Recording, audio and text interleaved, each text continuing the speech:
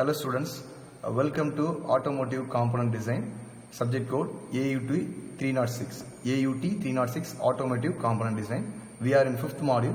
In the 5th module, particularly we are going to deal with design of IC engine components.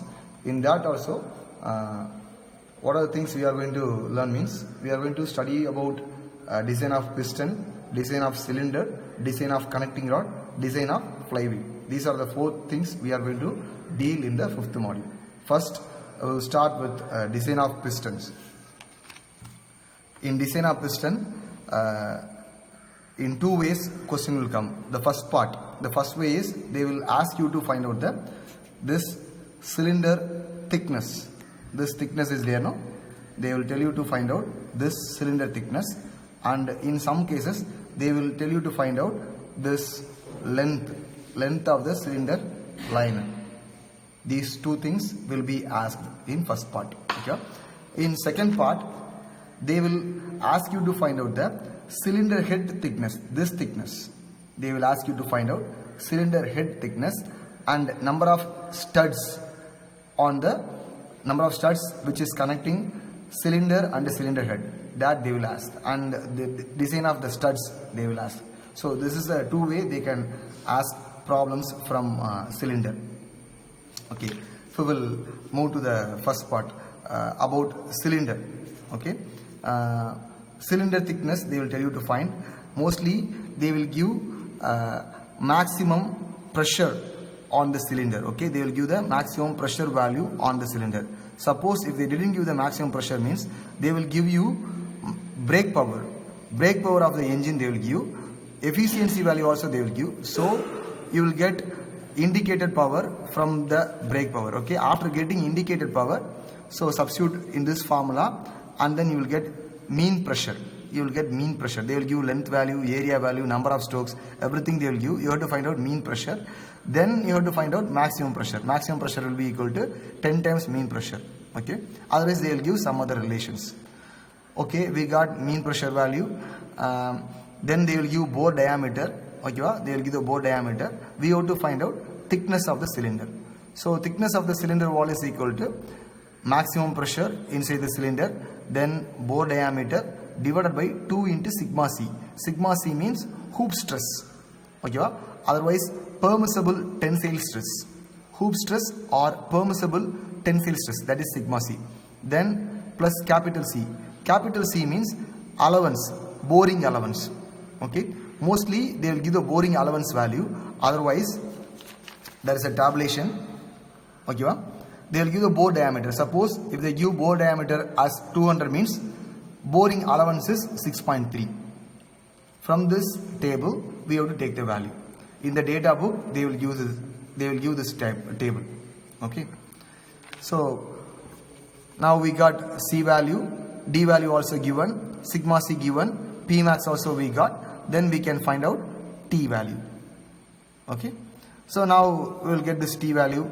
Then suppose if they didn't give the sigma C value, okay, that is hoop stress or allowable tensile stress, means they will give the ultimate tensile strength of the cylinder material.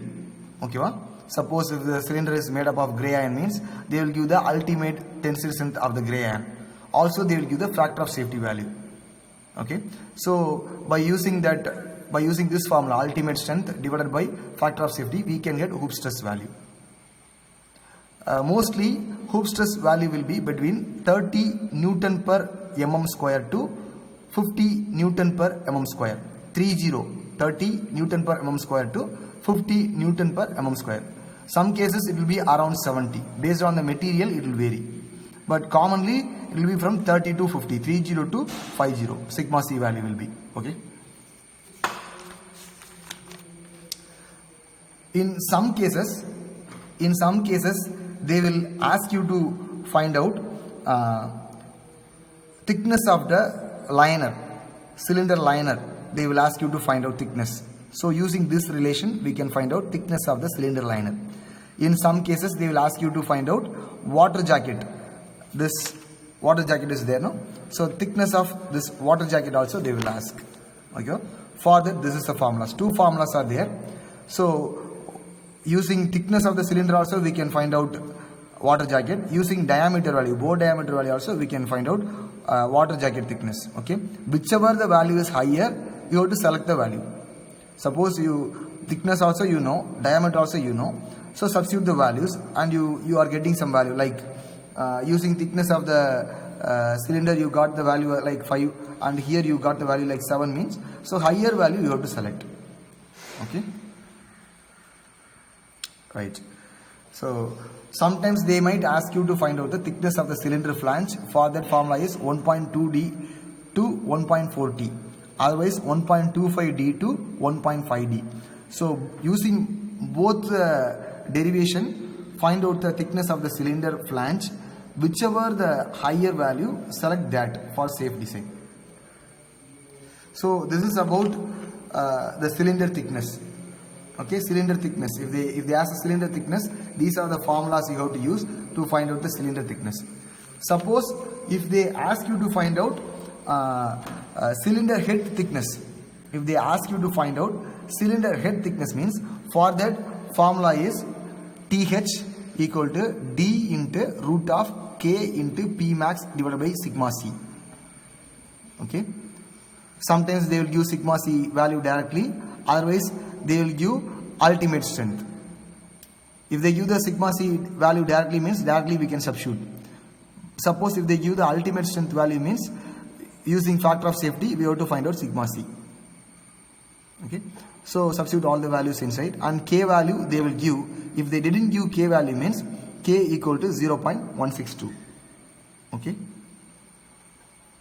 so this is how we got cylinder head thickness. Okay, now they will ask you to find out number of stud. Number of stud means number of studs used to connect cylinder and cylinder head. Okay, for that formula is, two formulas are there, two derivations. One is for minimum number of stud, another one is for maximum number of stud. They will give diameter value, substitute the value here. Suppose if they give diameter value like 150 means substitute it here. Substitute the same value here also.